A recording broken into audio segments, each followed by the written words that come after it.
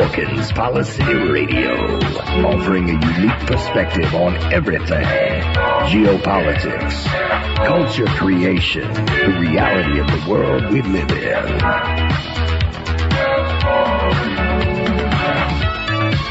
Coming to you live from New York City, your host, Pierce Redmond.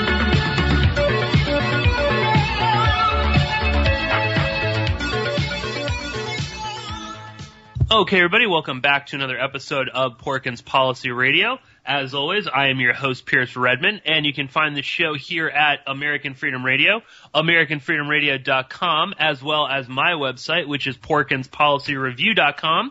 If you are new to the show, there are lots of ways to listen. You can, of course, follow through email updates. You can get my RSS feed right on my website. I'm on iTunes, TuneIn, Stitcher, Google Play, Podbean, more and more Friendster. I'm on Ed Opperman. MySpace? Not MySpace anymore. No. I'm on Ed Opperman's Spreaker channel. I'm on YouTube and many, many other places. Of course, I am replayed on Friday nights on a host of other networks, including Awake, PSN, I think People's Internet Radio. There's a few more as well, which I need to get the exact list when I'm doing the show. On Grindr one time. We're allowed to talk about that? No. And as you can hear, I've got a rowdy bunch on the line today. Very quickly, though, I did want to thank a good friend of the show and someone who has been a longtime listener since I think probably episode 1. My good friend Ken. I wanted to thank him for a very nice donation on PayPal. So thank you so much, Ken. That was much appreciated. Of course, if you want to support me, you can make a donation on PayPal. There's a link on my website, and you can also join Patreon, and you can be a subscriber for as little as $1 a month, which gives you access to the exclusive once-a-month bonus podcast. And I have recorded the bonus podcast for this month. I just need to finish editing it and post it, but it is another very fascinating conversation with our friend Professor Issa Bloomy. So we spoke about Yemen. We also spoke about Turkey's role in the crisis in Yemen and some Turkish politics and Qatar as well. Very fun conversation. So please do look out for that. And I also just wanted to mention what's the Patreon address? You didn't give the Patreon address. Well, they should know it, but it is patreon.com/Pierce Redmond. Of course, that was Brian Heiss talking there, who is a subscriber himself. And just very briefly, I wanted to mention that there will be a new episode of Open Minds on air very soon, and I think I know that most of the listeners out there are really enjoying the podcast that I do for the Open Minds Foundation, but I think they'll really like this recent episode that I'm just finishing the edit on, because me and Yuval Laor spoke about conspiracy theories, including some recent ones and some past ones, and the power of conspiracy theory, how it can manipulate people, why cults and high control groups oftentimes employ the use of conspiracy theory, and also the dangers of dismissing any and all conspiracy theory. So very fascinating episode. Please look out for that. But as I said, I've got a motley crew joining me for this week's episode. I'm joined on the line by two very good friends of the show, Brian Heiss, of course, of OJSimpson.co is Brian's website. And he's a filmmaker, of course. I think everyone is familiar with Brian. And also our very good friend Ed Opperman from the Opperman Report, which, as I mentioned on every show, replays all of my episodes. So, Ed and Brian, how are you? It's good to be speaking with both of you.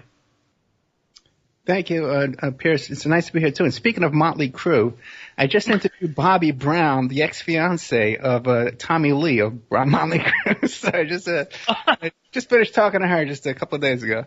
Oh, cool. I heard you speaking that you were going to be interviewing Bobby Brown, and I liked that you prefaced it by it wasn't Whitney Houston's ex-husband, and more importantly, you said it wasn't the bail bondsman. And I had totally forgot that Bobby Brown is a very famous bail bondsman in Colorado. and faithful followers of Dog the Bounty Hunter will, of course, be very familiar with the great bail bondsman Bobby Brown. And who could forget the Bobby Brown who did the infomercial on hair products with Cher back in the 1990s? Many Bobby Browns. Ed, totally off topic. Have you ever met the bail bondsman Bobby Brown? Never met him, but we had an office on Nevada Avenue in Colorado Springs, right down. Not even you could throw a spit. You could spit and hit Bobby Brown's office, and all those. He's a real character. And all those bars and stuff down there, he would have his Bobby Brown bail bonds advertisement over the urinals in the bars. I think he had like urinal cakes too inside the urinals with his Bobby Brown. He's a real promoter of Bobby Brown. Never met him though. Never met him. You got to get him on the show at some point. Does he also wear wind pants? Like the I other think Bobby he only Brown? wears shorts. I feel like in Dog the Bounty Hunter, he always had on denim shorts. Yeah. So I mean, don't quote me on that, but I think that's really more Bobby's style. I hate to correct you, but they're called jorts. Right, jean correct. shorts, jorts, and you're never supposed to wear them. Oof. A lot of gold too with Bobby Brown. He definitely likes a gold watch or a gold chain. Teeth? Gold teeth? No, I think he's got his own teeth. Well, let's get into today's episode, and we're going to talk about. I wanted to, since I've got both of you on the line, and this is something that I sort of talked about a little bit last week when I was doing my appearance on the Ocelli Effect, regular Tuesday appearance. I talked a little bit about the recent report by the Attorney General's office in Pennsylvania about the rampant abuse in the Catholic Church, and I wanted to really kind of focus on that with the both of you today. But I thought it would be interesting to kind of start off with another item which is certainly trending on Twitter as of a few hours ago, and that is the allegations against Asia Argento, who's was Anthony Bourdain's girlfriend. Most recently, but she's also an actress. Her father is a very famous horror director in Italy. I'm not sure if he's still alive, but he was, in that case, a very famous horror director. And she was one of the sort of original people that came forward talking about Harvey Weinstein. And she alleged that Weinstein raped her, I think, on multiple occasions and abused her, and certainly used his power and influence to, shape her career, probably in a negative sense. And, she was very famous, her and Rose McGowan sort of teamed up for a little while. They were both supporting each other before Anthony Bourdain unfortunately took his own life. There are pictures of the three of them hanging out together. And it was revealed in a recent New York Times article that Asia Argento had paid off an actor by the name of Jimmy Bennet in the months that followed her accusations about Weinstein, and that this was for $380,000. This was a settlement for sexual battery that is alleged to have happened in 2013 when Jimmy was, I think, a few months into in turning 17, he was 17 years old, a few months after his 17th birthday. And Argento is said to have provided him with alcohol, shown him notes that she had written on hotel stationery, then began to kiss him, pushed him back, performed oral sex on him, and then got on top and they had intercourse. And they did remain in contact somewhat on social media after this assault. But interestingly, there is no non-disclosure agreement, which I believe is because of California law with this particular type of civil settlement. There's no non-disclosure agreement. So both Bennett and Argento are free to talk about this incident. And the most interesting part of this story that I would love to get into with both of you is that this was sent anonymously to the New York Times in an encrypted email, and the Times just sort of, that was like one sentence at the beginning of the article. I mean, I don't know if this is, maybe it's not obvious or it's not true, but I mean, Clearly, this is Weinstein, in my opinion, or someone from Weinstein's office somehow getting access to this and then sending it to the Times. And I found it weird that the Times didn't even really think to, check into this or figure out if they could determine who had sent this. The authenticity of it has been confirmed, but and of course Weinstein's lawyers today were saying, look at the hypocrisy of this woman. She's so evil. And I guess I wanted to get both of your take on this. I mean, I think the three of us at various points on each other's shows have discussed sexual violence, the Me Too movement, definitely the stuff that's going on in Hollywood. And this is I found this one very interesting.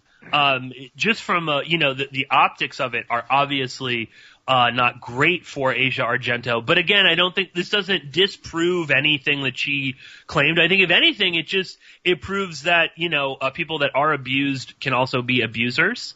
And there's also a weird people are calling Asia Argento a pedophile, and I mean I hate to have to describe this, but I mean, while it's obviously messed up and illegal what she did and immoral, but it's not really pedophilia in the sense that pedophilia refers to an adult who has sexual desires about or engages in sexual acts with a prepubescent child. Jimmy Bennet was not prepubescent. So not that I'm not saying – now, obviously, the weirder part of this story is that he played her son in a movie – twice, and they referred to each other as mom and son, and that's way creepy.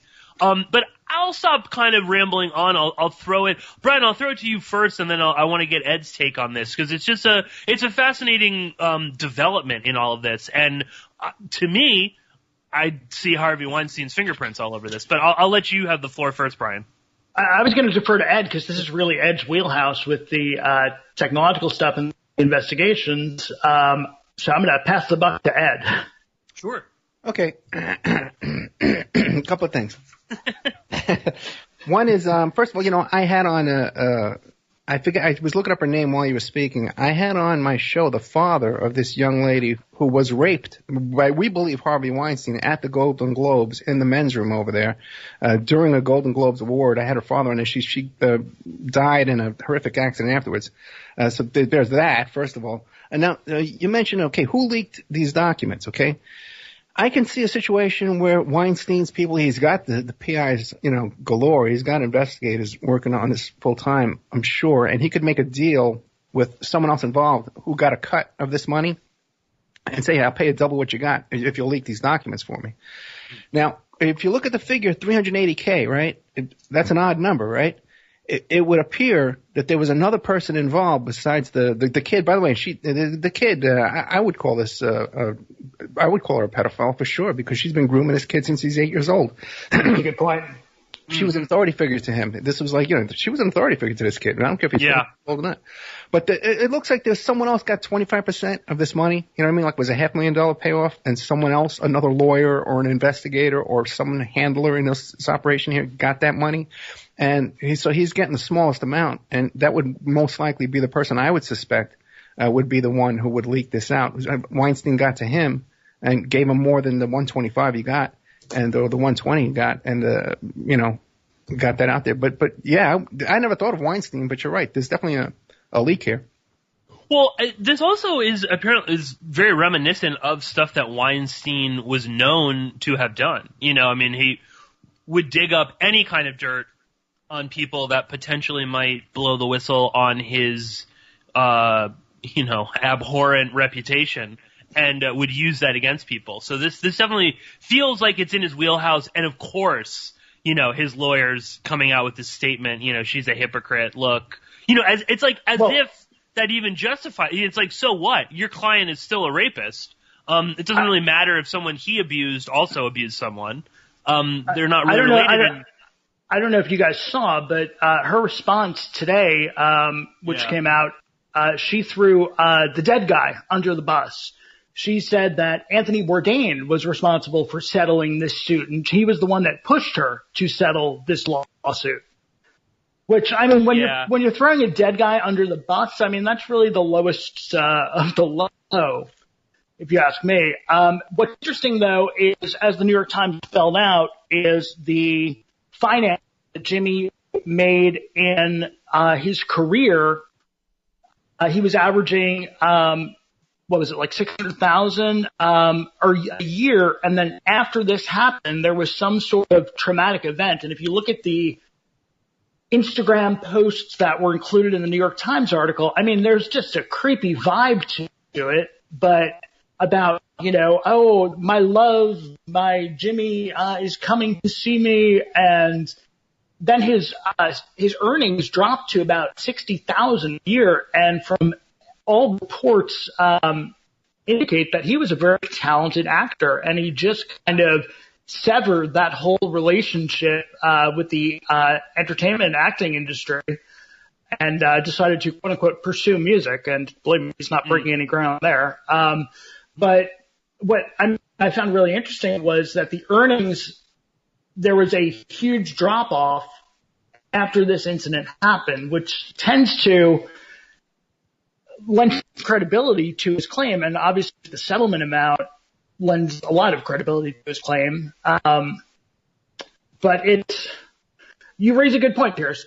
This does nothing to disprove her allegations against Weinstein, but it also really tarnishes her reputation-wise.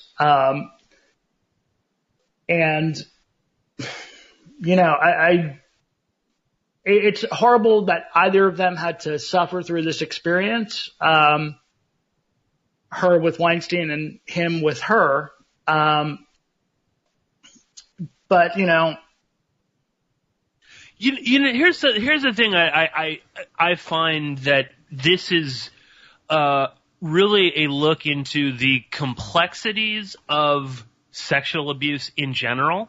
That it's never really cut and dry. It's never, it's not like Law and Order SVU, where they catch the pedophile goes to prison, or they kill the pedophile. You know what I mean? Like, that never really happens, or in a rape case or something like that. And unfortunately, abused, people who are abused, many times become abusers. That is, if you're beaten as a child, your chances of beating your own children or your spouse is more likely. This runs the gamut of anything. Drug addiction, drinking, all that kind of stuff. You are more predisposed in the future to mimic that behavior. Sure, but Ed raised a good point about the grooming, and what's different here is that you have not so much a sexual assault as alleged with Weinstein and Asia Argento, but you have this grooming and this pederast element to it, and that's really what is strikingly different between your everyday sexual assault victim and something more. And I think Ed raises a really good point about the grooming. Yeah, no, I wasn't even really thinking about that, Ed, until you brought it up. But clearly, it also just makes you wonder about, Asia Argento from a much earlier, time. And I don't want to spend too much time on it because we really don't know enough about it.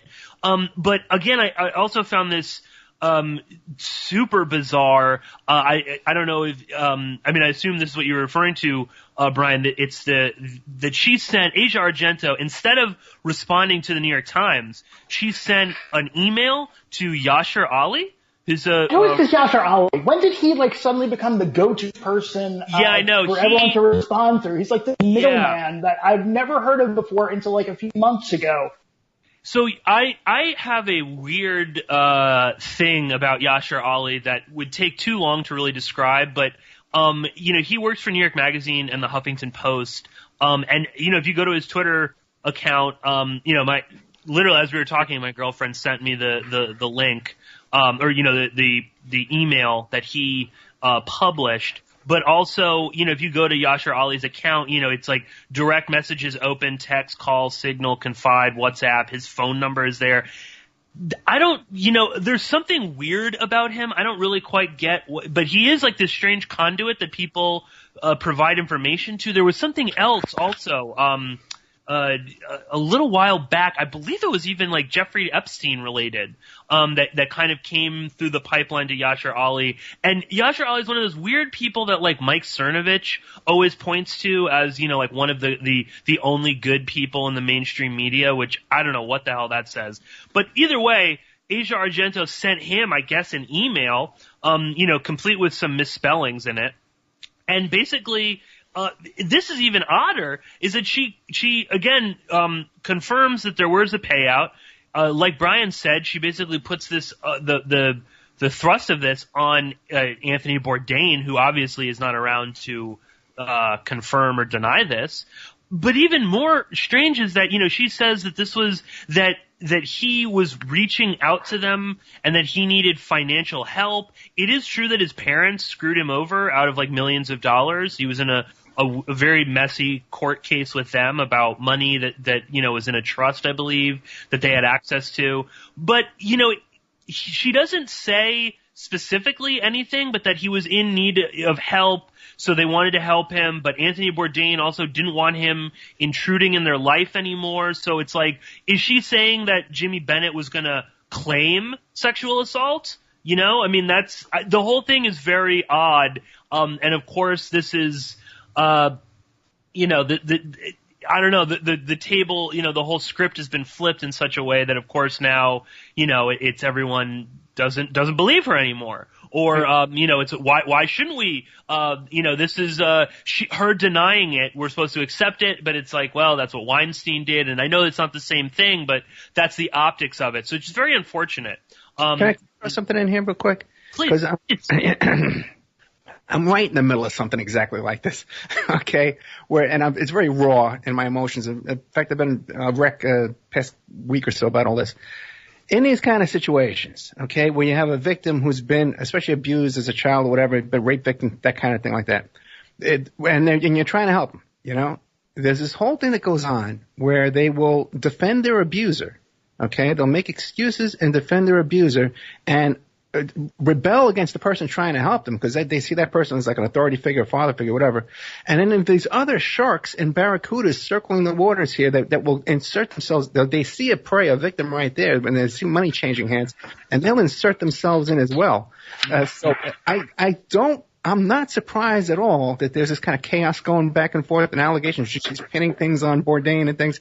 Not surprising at all. In these kind of things where there's secret negotiations going on behind the scenes and stuff is leaking out to the press, there's chaos and a lot of people, a lot of hands in the pie. I've never even heard of this, by the way, this Yashar Ali guy. I don't know who he is, man, but God, you should look into him, Ed, because there's something off about him and I can't quite put my finger on it. But as Brian said, he has suddenly become this weird conduit. That's what it is, I think.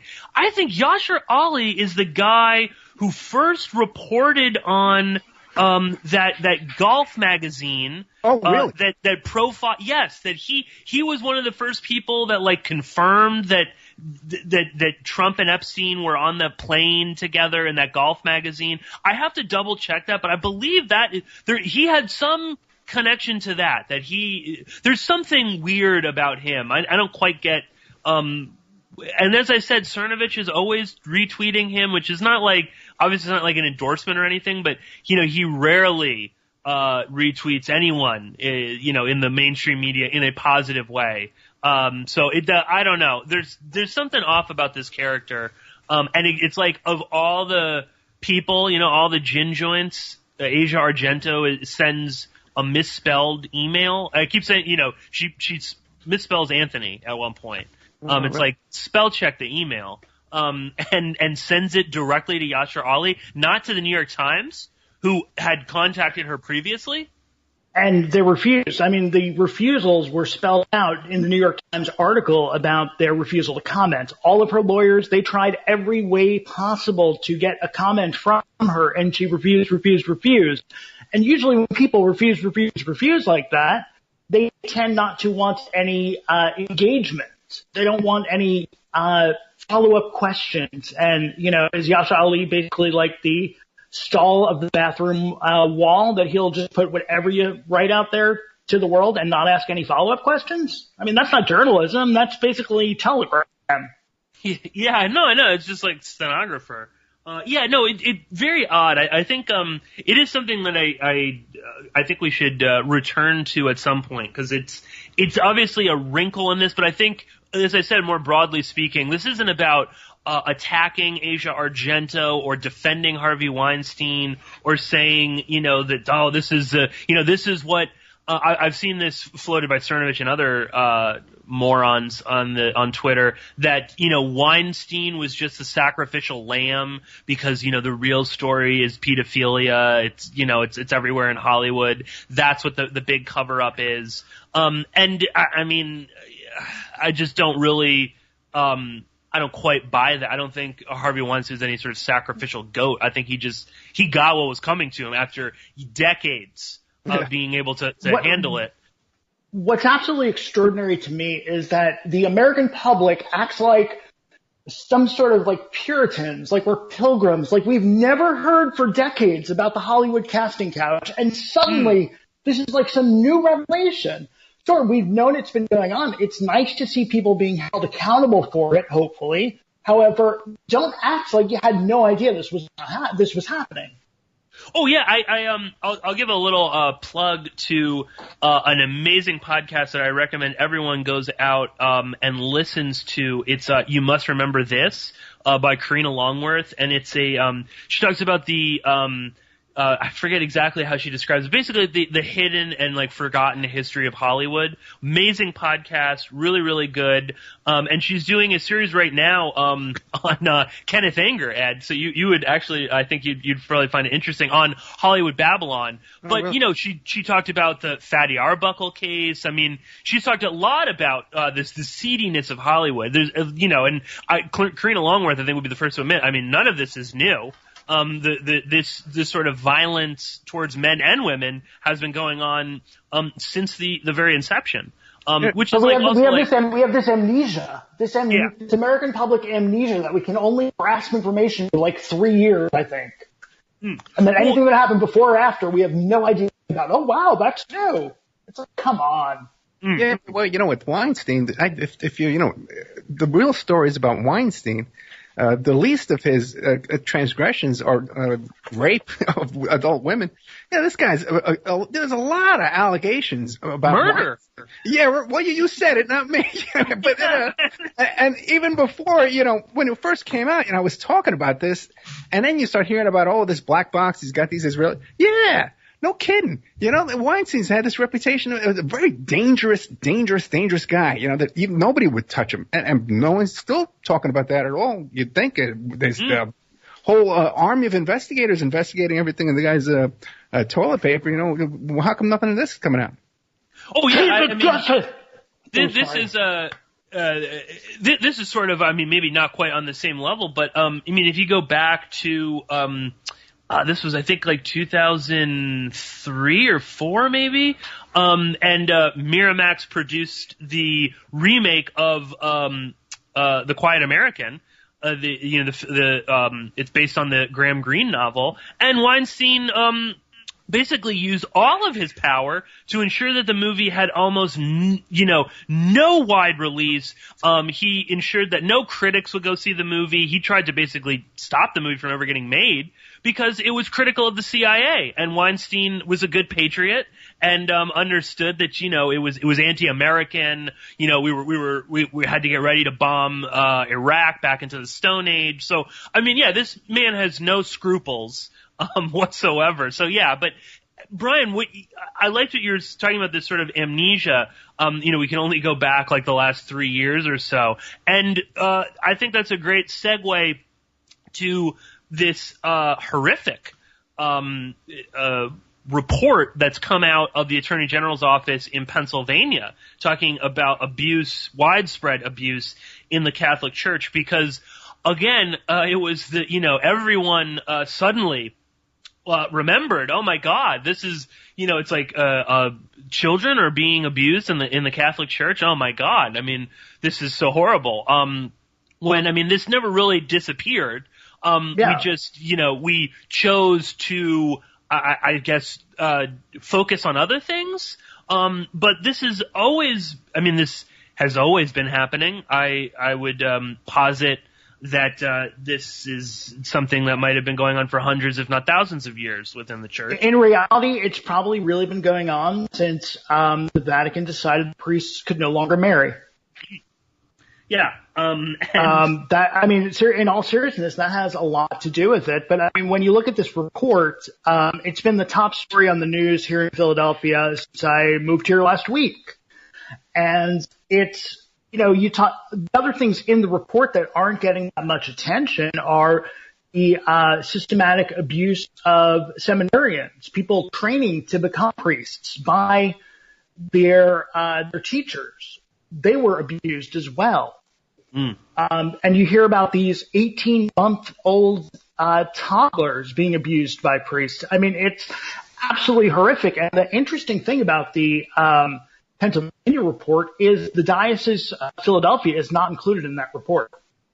Well, I believe that's because there was already a grand jury opened up into the Philadelphia diocese. Yeah, there were three. Go ahead, Ed. Yeah, there were three previous grand jury reports in 2005, 2009, and 2011 that covered all the other dioceses.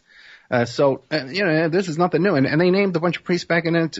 And the biggest thing, though, out of this, man, because you see all these people talking, especially Reddit and all kind of nonsense, that 300 priests arrested, pedophile ring arrested, rounded up, a ring, all indicted. None of that happened. There's 300 names, 300 people named. No one. There's two in this whole thing. No convictions. I mean, a lot of the folks are dead too, correct? Right. And all this information, this is all nothing new. This is all, every single document here was in the possession of the Catholic Church. If you read it, this is all the stuff they got from subpoenas and stuff from the Catholic Church themselves. There's thousands and thousands of documents. Now, I would encourage people, if you're not going to read 900 pages of this report, at least read the first 16 pages, the introduction by the grand jurors themselves, who are lay people. It's not in legalese. This is a heartfelt document for these people. It's heartbreaking. I'm going to actually read this myself. I'm going to read it onto Spreaker and YouTube and stuff like that. Just read the first 16 pages. The people are too lazy to read that. So, and there's way more than 1,000 victims. There's way more than 300 priests. This is just what they got reported to the Catholic Church. And stuff, they say themselves, stuff's been lost. People don't report. So there's way more victims and way more abusers in this whole situation. And 2 arrests. The push, because of the 2 arrests, the push here in Pennsylvania, that you're seeing in the media and you're seeing in local news reports is this push to abolish or significantly change the statute of limitations, because one of the reasons that we're not seeing quote unquote arrests is because of the statute of limitations. Yeah, which is crazy too that for whatever reason, there are many laws around the country that put these crazy statute of limitations on child abuse, of all things. Yeah, wait a second. Let's not jump the gun here, because if I'm going to be, whether it's child abuse or bank robbery or whatever, listen, I committed a lot of crimes in my childhood. I've been done 20 years ago. I was involved in a lot of stuff, and I cannot put on a legitimate defense. I can't come up with witnesses and receipts of alibis and stuff like that if it's beyond a certain number of years, and you can't expect people to do that. So, you gotta, listen, we gotta let 100 people go free, rather than have one wrongly convicted person, an innocent person, serving time in prison. So let's not jump the gun with this statute of limitations stuff. But Ed, I'm glad that you said that, because I agree with you 100%, but that's the big push. In local media, every report, regardless of the channel, whether it's the ABC, NBC, or CBS affiliate here, we're hearing this push also by the Attorney General to either abolish or significantly alter the statute of limitations on this in order for them to be able to prosecute. And to me, that puts a very scary thing, because a lot of it the motivation is going to be financial. Because it would also change the statute of limitations that they're talking about on civil suits. Mm. So, you could have the church, you could have all of these new cases coming against it, and a lot of them will be rightfully so, but a lot of them will probably be in that gray area. In terms of asking for financial payouts and stuff? Sure. I mean, if you were in a situation that you could benefit financially by making up a story, people will. And that only harms the real victims. Yeah. I mean, I think it's not a pleasant conversation, but it's the truth that, when someone's giving away free money and they're settling, and as Ed said, you can't produce receipts from 30 years ago. I mean, it just opens up. Because we're all sympathetic to victims, obviously. You know what I mean? Absolutely. Yeah, but you gotta take. You can't just go knee jerk around throwing, making things more difficult. What are you gonna do? And you're right. Even the grand jury report mentions 500 settlements or something like that. So there's another aspect to that. It's not like Didn't that happen with the Penn State stuff? I don't know if it was confirmed. I know there were allegations that people were just showing up and alleging abuse when they weren't. Right. Because John Ziegler. John Ziegler is a quote unquote journalist, I guess we can call him. He's done a lot of work on that, and he's been able to document, and I really don't trust the source, being John Ziegler, but I'll just say, because he's put out there on his site, framingpaterno.com, these instances of people who had, for example, one of the gentlemen who got a huge settlement from Penn State had the Sandusky's to his wedding, and had testified in a deposition that there was nothing with Sandusky, that there was no issues between him and Sandusky of a sexual nature, and then when it came time for the trial, he became a victim. And there's a long documented history of correspondence and, answering machine recordings that would tend to negate this guy's testimony. And so, I guess if Ziegler is to be trusted and these documents trusted as authentic, there is a case of someone getting millions of dollars from Penn State who probably was not a victim of Sandusky. That doesn't negate all of the real victims of Sandusky. That's just saying that there is this one person who this less than credible journalist documented. Right. No, I've seen it. But you had someone, Ed, who wrote a book about Penn State or ran a website researching into it, and I believe he mentioned it that there were instances where people, because Penn State was so afraid of anything, that they would just give out money to anybody. Yeah. But then again, do I really have a problem with that? If some people sneak through the cracks, and make a legitimate claim against an evil institution and an evil organization that's harboring pedophiles, and they get a couple of yeah, it's exactly it's tough luck, Right. Well, and I mean, to get back to the Catholic Church in particular, and I'll say this as someone that was raised Catholic. I've been confirmed, everything, and I still believe, I still consider myself Catholic. Although I guess maybe I'm lapsed or something, but I still, in my heart of hearts, if someone asked me, if someone put a gun to my head, and what I would say, I am Catholic, although I am disgusted, and I no longer go to church or really, pay, any respect to the Catholic Church as an institution. But, this is the thing that, struck me about the report that we saw here. And again, this isn't exactly new, But, when you have this huge 800, 900 page report, and I admittedly have only read maybe like the first 50 pages of the report, because it is also really kind of draining emotionally to go through this. But some of the ways in which this appears to be so institutionalized, so within the culture of at least the American Catholic Church, and I mean, we can only assume that this is the same elsewhere. Certainly it seems to be the case in Australia and some other places.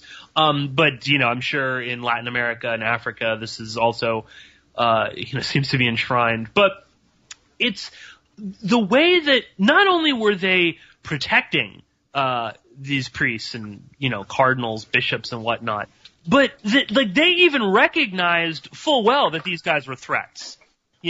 But that, I guess because they're part of the club, it's just sort of whatever, we'll bring him to a fake rehab center and then we'll move him to another. But that was the policy. It was move him around, move him around, move him around, moving around. So you just take the guy out of that parish, problem solved, and put him in another parish.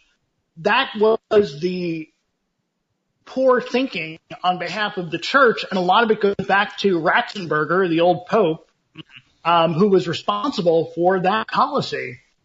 Well, even before Ratzinger was pope, before Ratzinger became pope, there was a scandal going on in the Vatican where they were being blackmailed by these homosexual escort services.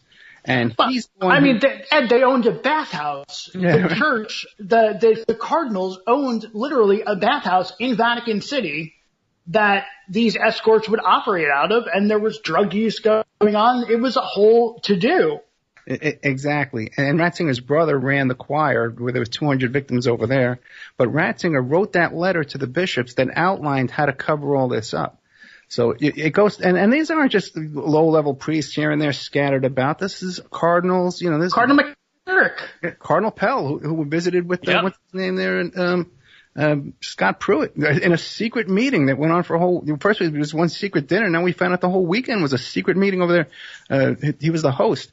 So it's systemic in the Catholic Church. It goes all the way to the top. And when you look into it, it's not just the widespread cover-up and all stuff, but this is, when you look at what the crimes are, they're producing child pornography, they're buying gold necklaces for these little boys to pass them around to each other.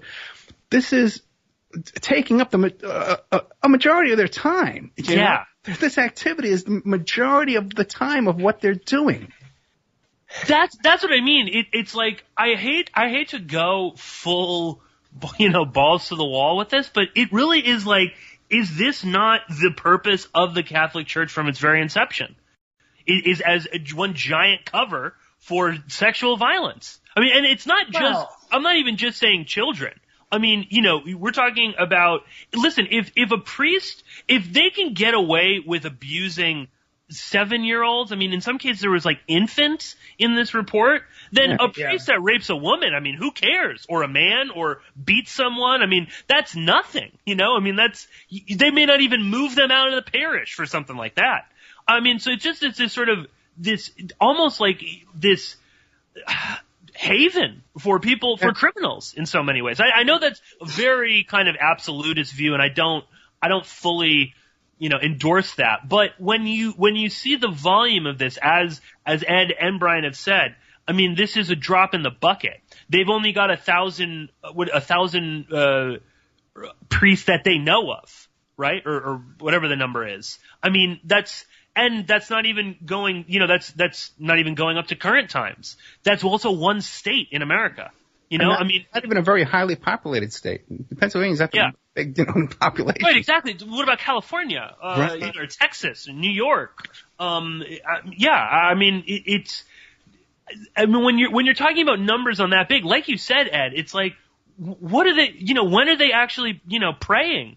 When are they doing good works? Especially the hierarchy, the upper echelons, people in Vatican City. I mean, that seems that they have no other time but to ensure this cover-up. And I don't know, I think that's a very troubling idea, but I think we have to entertain it to some extent because, What other business, what other organization, would we allow this to continue when there's this kind of systemic organized crime going on that's being covered up by the organization itself? What other thing do motorcycle gangs would put them in jail? The mafia would put them in jail. What else? If this was, where else could this go on? Well, that's the other thing I find interesting. And again, maybe this might be my, naivety when it comes to the law, or particularly, in Pennsylvania, but I don't understand why they can't get convictions on this, because the church is reporting it themselves. The church is not denying any of this, because they've written them in these official reports. Well, in the grand jury report, they talk about how there were well-meaning cops who did try to investigate and did try and pursue this, but then ultimately they would defer to the Catholic Church and allow them to investigate internally. And you can understand that happening too, because you got captains, and sergeants and lieutenants that are Catholic, who go to that church, who've confessed to that priest that they've cheated on their wife and they cheat on their taxes and whatever. Yeah. You got all that going on. Maybe not them, but these are small towns, some of these towns. Mayors or go to that church. Or even, listen, swing votes. You know what I mean? You're running for mayor, you're running for assemblyman. Just get your picture taken next to the parish cardinal or whatever, the parish monsignor, Right. That's enough I get contacted to sway elections locally here. The few little people I got listening. You know what I mean? So you got a church with 200 members. That's a lot of votes. Yeah. But, I think that, it's important to point out that there are priests who want nothing to do with any of this and are as repulsed by this abuse as we all are. Yeah. And, we're not talking about every priest is a pedophile. We're talking about, I don't know what the percentage is, and I would hate to really dwell on that, but I know priests who are disgusted by this. I know priests that I've known my whole life that, never would have anything to do with this sort of thing. But, they're not the ones that are in a position to lead the Reformation. Yeah, but the thing is, it's just like when you see a bunch of cops beating up an unarmed kid, and it says, well, where were all the good apples that day? I guess all the good apples stayed home that day. You know what I mean? Or there's good apple priests, man. They should be, speaking out and pointing out the bad apples. Give me a break. That's my Absolutely. one. That's Absolutely. my issue. And I echo what you say, Brian. Particularly, the priest that I knew the longest in my, Father Ted, great guy, very, very funny, loving guy. He spoke at my grandmother's funeral. And I totally believe this guy to be above board and whatnot, never, ever anything. But listen, he never, at the height of this kind of, when the reports in Boston and stuff were coming out, he never, this is a man who I knew had a moral center and a conscience, yet he didn't fully, denounce this. And again, it's like, the problem is like you said, Ed, where were all the good cops? Right. My issue is that everybody knew. That's the problem. Is that even if you were on some low-level little priest somewhere, you knew. Because there's no way you couldn't know when you've got thousands, if not tens of thousands of these guys floating all over the country. Let me give you an example of, I don't know, you might call it Stockholm Syndrome or whatnot. There was a family who, my parents were somewhat, they were over at the house for parties and stuff, and my parents were good Catholics, and, we knew our priests, they would come to the house, they would bless the house, and this family, one of their children was abused by a priest in their old parish. But interestingly enough, that didn't stop this family when they moved to our parish on Long Island from, immersing themselves in the parish and, becoming very first name basis with the priests. And that's a weird thing that I really have trouble understanding. Obviously, the priests in this parish, were not abusers.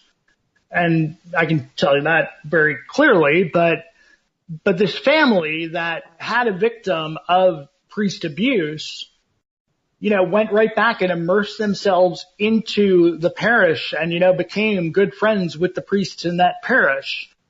And you've got to say, that's just weird, right? It goes right back to what I was saying before. These victims will defend their abusers. I see it all the time, But I'll tell you something else, too, because I grew up in a Catholic church. I grew up in a Catholic school. I went to Catholic school in the Bronx. In the 8th grade, I moved to Staten Island, and I started to go to a Catholic school in the Bronx, too, in the 8th grade. And my first month there was this priest, with his shaved head. No one had a shaved head. This is 1974, no one had a shaved head. Kojak on TV, that's it, And this priest had a shaved head, and he would grab the boys in a headlock and put his face up next to theirs, mouth to mouth, talking to them, giving them a noogie in the head, doing all kind of stuff. As soon as I saw this, I said, this guy's never going to do this to me. He's not going to do this. I'm not going to allow this. And here we are now 40 years later, and you see people online who went to the same school as me, and I'll say, hey, what about that weird priest? And they'll say, oh, good old Father Kojak, he would never do anything bad. That guy never do it. Just what he did was bad. Forget what he was doing when no one was watching. What he was doing when everybody was watching was crazy. In my high school, we had, I'll call him Brother H. Brother H, we went to a Franciscan high school. Brother H taught freshman English, and I went to co-ed high school, and Brother H had a thing for the girls. And he used to pass out Jolly Ranchers to the girls, and we all knew what Brother H's deal was. He was a creep, and he also had a colostomy bag, which made it really gross. And he was, by my junior year, he was removed from teaching because of his persistent Jolly Rancher giving to female students and trying to get them to go upstairs to where the brothers and the sisters lived at school. And so, there was that creep factor. And that was a Franciscan brother who passed out Jolly Ranchers. But, he was very obvious about it, much like Ed, you were saying in your example. But, you saw that problem dealt with. It had probably been going on for 50 years, but you saw that dealt with immediately, which was refreshing. Well, yeah, but also, too, you went to Catholic school, so did I. How about the violence from these teachers and these nuns and these priests who used to beat the crap out of us? That was before my time. Oh, really? Oh, well, God bless you, man. Let me tell you. These nuns would square up and box you, man, and just knock you out. Okay, ball up and just knock you on the ground, man. It was quite the opposite by the time I went to school. Like, for example, I had Sister Mary Loretta for freshman Spanish, and Sister Mary Loretta had 2 hearing aids, and one day I convinced the entire class to lip sync the prayer because we had to say the Our Father in Spanish. And she was like ripping out her hearing aids and stuff. And then there was Sister Peggy Ford. Sister Peggy Ford's a good story. We had to produce a newspaper, if Jesus were alive today. So of course I did Jesus's Rockin' Crucifixion Eve. And the picture I used was Pee Wee Herman's mugshot. That was the picture of Jesus I used. But the real fun came in because at Catholic school you did sex ed in your theology class. So I remember Sister Peggy basically telling us if we had premarital sex, your penis would fall off. So I just go, why don't you use a condom? And Sister Peggy went, condom, condom, condom. I looked her straight in the eye and I said, what, did you just get out of prison or something? Well, what was it? My parents were called down to the school that day, and it was not a good Brian's experience. last day in Catholic school. Yeah. What year? No, it wasn't my last day. I made it all 4 years, Pierce. What year did all this go on, Brian? That was 95. 95? Yeah. Oh, you're a young guy, man. Look at you. Yeah. Young, good looking. I've got it all, Ed. Yeah, I've got it all. Too. Come on. Get your whole life ahead of you. Well, we're getting up towards the break here, and I do want to I want to continue this in the second hour. Maybe we'll kind of expand it out a little bit, but because I do want to, maybe in the second hour we can get more into this, but I do want to address Pope Francis, who I find to be the biggest hypocrite in all of this. And I don't trust him for a second. and I want to get into that. And we are at the break right now, so we will continue this conversation in the second hour with my good friend Brian Heiss and Ed Opperman, so stay tuned.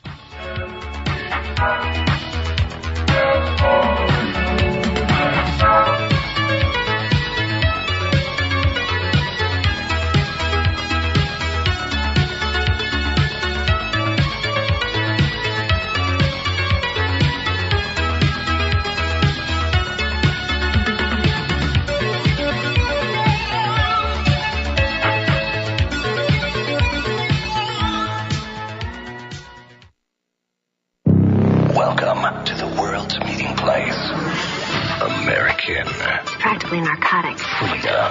Oh, yes. I like very much. Radio. You're an American institution. American Freedom Radio.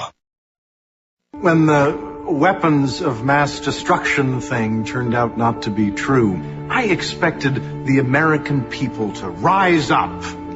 They didn't. Then, when the Abu Ghraib torture thing surfaced, and it was revealed that our government participated in rendition, a practice where we kidnap people and turn them over to regimes who specialize in torture, I was sure then the American people would be heard from. We stood mute. Then came the news that we jailed thousands of so-called terrorist suspects, locked them up without the right to a trial or even the right to confront their accusers. Certainly, we would never stand for that. We did. And now it's been discovered the executive branch has been conducting massive, illegal domestic surveillance on its own citizens. You and me. And I at least consoled myself that finally, the American people will have had enough. Evidently, we haven't. In fact, if the people of this country have spoken the messages, we're okay with it all. Torture, warrantless search and seizures, illegal wiretappings, prison without a fair trial, or any trial, war on false pretenses. We as a citizenry are apparently not offended. There are no demonstrations on college campuses. In fact, there's no clear indication that young people even seem to notice. The Secret Service can now declare free speech zones to contain, control, and in effect, criminalize protest. If you have on a supportive t-shirt, you can be there. If you're wearing or carrying something in protest, you can be removed. This in the United States of America. This in the United States of America. Every time somebody disagrees with how the government is running things, he or she is labeled un-American. The tragedy of our day is the climate of fear in which we live, and fear breeds repression.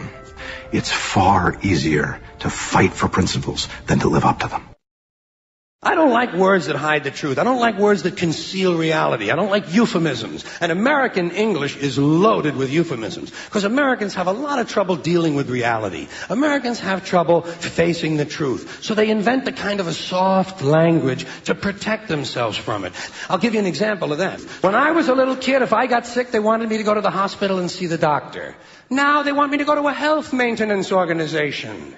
Smug, greedy, well-fed white people have invented a language to conceal their sins. It's as simple as that. The CIA doesn't kill anybody anymore. They neutralize people. The government doesn't lie. It engages in disinformation. Israeli murderers are called commandos. Arab commandos are called terrorists. Contra killers are called freedom fighters. Well, if crime fighters fight crime and firefighters fight fire, what do freedom fighters fight? They never mention that part of it to us, do they? Never mention that part of it. You're listening to AmericanFreedomRadio.com, the network who perseveres in delivering intelligent debate, constructive dialogue with true independence. The freedom to broadcast the truth is not free at all. So what is American Freedom Radio worth to you? The empowering information with fun, honest and pure integrity behind it provides an example to follow. Friendships to flourish with the moral altruism that pulls no punches. The hosts sacrifice and show remarkable discipline in their duty to deliver quality radio in service to the community with strength, wisdom and loyalty. The founders of AFR wish to thank you personally for sharing your views and insights to make the best radio and alternative media. Now it's time for you to give something back and play a vital role in the future of America. Be as generous with us as we've been with you. Click on the donate banner at AmericanFreedomRadio.com or volunteer by emailing AmericanFreedomRadio.com. Vaccine, psychotropic drugs and artillery batteries not included. Launch sequence initiated. We're now in the approach phase. Everything looking good. Control is good. 5, rocket 4, 3, 2, 1. Say guys.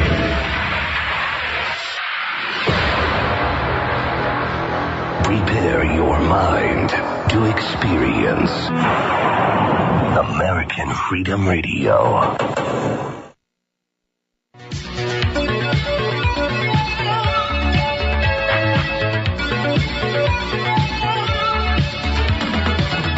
Porkins Policy Radio, offering a unique perspective on everything: geopolitics, culture creation, the reality of the world we live in.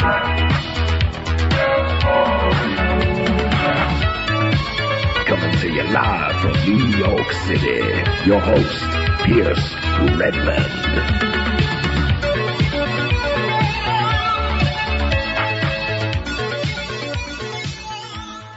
Okay, everybody, welcome back to Porkins Policy Radio. I am your host, Pierce Redmond.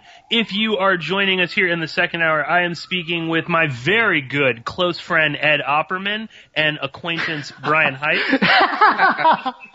You're such an ass. We are in a good mood. If you can only hear, before, I thought the three of us were talking, I stepped out of the room, and I guess Brian and Ed were chatting a bit, and then I came back in, and we were talking, and I actually thought we were live on the air. And then I thought you guys I believe my words were, I hope not. Yeah. But, we are back. Do you want to break some news? Sure.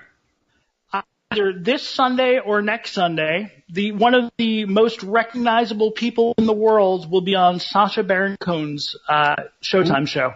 Very good. Have you seen the show? Have either of you guys seen it? Yeah, I have. Have you seen it, Ed? I only watch clips. I see some clips on Facebook. People post. Okay. Yeah, I haven't seen it. Yeah. But who's going to be on there? OJ? One of the most famous one of the most famous people in the world will be on there, Ed. Okay. Yeah, make that what you will. Actually, I can't really stand Sacha Baron Cohen. Although I did get a kick out of that. The guy he had on, I won't get into the specifics. You can find the clip yourself. But you know, he when he's being the Mossad character, he teaches this guy how to stop a beheading, which is pretty amazing. That he got this joker to actually do that. And he was a former Georgia State representative after the show aired. Yes, yeah, certainly he was. Well, if you were joining us here in the second hour, we have been discussing the recent Attorney General report out of Pennsylvania discussing rampant sexual abuse within the Catholic Church. And I wanted to talk about Pope Francis. And yes, you are listening. This is 2018. This is not 2008. This is not 2002. Yeah. This is not 1998.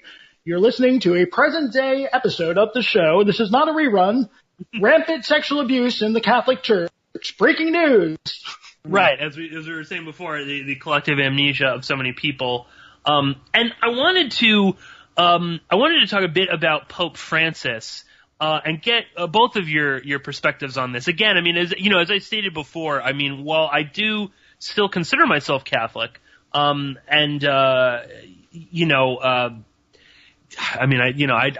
occasionally will pray and stuff like that. I mean, I do believe in God or in some God. But again, the institutionalized aspect of this is just so abhorrent and disgusting. And, a lot of people view Pope Francis as this savior. And well, I mean, he's a step up from the Emperor from Star Wars who was previously. You see, then here's my thing. That's what everyone says. Every time I bring it up, everyone's like, well, but he's better than Ratzinger. Well, okay. I mean, yes, if you're comparing, a turd to a giant turd, then yes, the smaller turd is a little bit better. But I actually find that to be totally false. I think that, in some ways, I actually preferred Ratzinger because you knew where you stood with that guy. I mean, you knew he was this evil monster. there was no lying when it came to Ratzinger. I mean, you understood this guy's motives and whatnot. Whereas I see Francis as very much the pretty face that they've put on the Catholic Church in order to distract from the institutional corruption. So in many ways, Pope Francis is like Obama.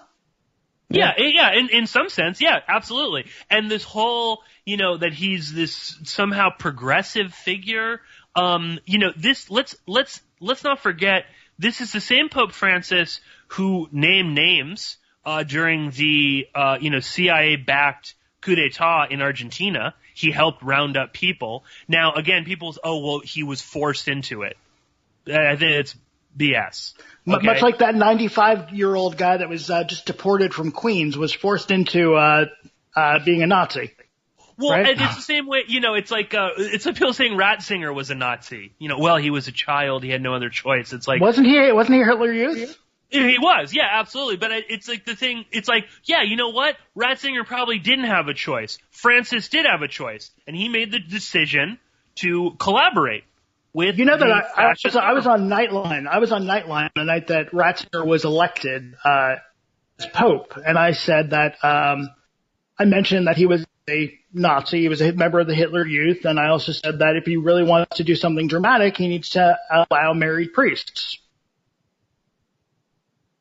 I just really wanted to say that I was on Nightline the night that he was elected. How are you on Nightline? Well, Pierce, the way it works is they interview you and they put you on TV. Well, how did you land that? I knew Chris Murphy, the guy that was the reporter, and I happened to be walking by the St. Matthew's Cathedral in Washington, D.C. when I was living there, and he said, "Oh, what are you doing, Ryan?" And I said, "Oh, I'm just walking to I think I was going to lunch from work." And yeah, he interviewed me for Nightline, and I was on TV that night. Oh wow, we got to get that tape somehow. I'm sure you can. I was wearing the gayest shirt that you'd ever see. It was a nice shirt. I like that shirt. Wait, I was on Nightline. You know that, right? When, Ed? Okay, let me double check. It was a Nightline in 2020, one of those things. I was talking about the infidelity investigations like that. I got a picture posted. Let me double check. Apparently, Pierce, you're the only one that wasn't on Nightline out of the three of us. I know. Is Nightline still on even? Is it possible that I could? Okay, all right. So fingers crossed. Nightline, if you're listening, I'd come on anytime. There you go. Back to Pope Francis. Maybe you confess to killing that girl in Iowa. We'll get you on Nightline right now. Yeah. Yeah, definitely, right? So back to Pope Francis for a moment, because aside from his past in Argentina, okay, let's excuse that. This is the thing that I find so disgusting about him, and this hero worship when it comes to him. Again, in the same, it's like Bush was horrible, but Obama is good. So now we can go back to loving the government, even though they're basically the same. This is, Pope Francis is good, therefore we will excuse all of the church's disgusting past, and not just with abuse. I mean, the banking fraud, money laundering. I mean, the fact that these guys live in giant gilded palaces and, preach about, the poor and whatnot. Besides all of that, what I find with Francis is that he is only willing to talk about the church's abuse when he is pushed into a corner and he can no longer wiggle his way out of it. So, Pope, he had no problem elevating and protecting Cardinal Pell up until the moment that it became too politically toxic to protect this guy. So he was cool with Pell handling all of the Vatican's finances. I mean, he was his number 3 in the Vatican, even after now, before the allegations that Pell was abusing children, it was widely known and confirmed that he had covered up abuse, and Francis still protected him. And then even more disgusting is that monster, Bernard Law, he was the cardinal in Boston. This is the man who covered up all of it. Okay, and then fled to the Vatican where he had diplomatic immunity and got to die, again in a gilded palace. Francis gave him an official funeral in St. Peter's. The whole spiel, everything, praying, for God to protect him and all of this. I mean, so I find Francis to be disgusting in all of those senses. And I think he really is just a pretty face. And this recent thing, oh God, this is so horrible, commenting on the report. I mean, he's just such a hypocrite. And I mean, I don't think his letter was even, it's so horrible. I thought it was more of like a write-off. Yeah.